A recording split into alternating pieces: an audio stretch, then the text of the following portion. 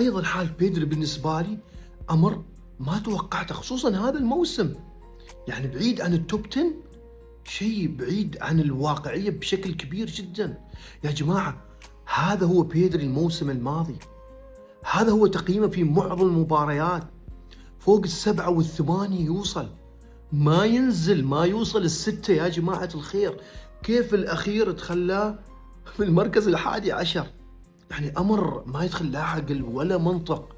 يا فراس فوتبول لو فعلًا يعني لو ما ذكرته أفضل.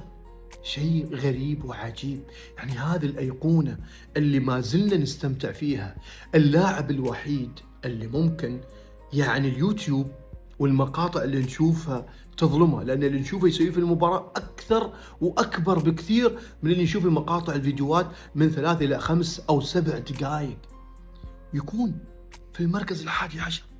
والله ما قادر أستوعبها.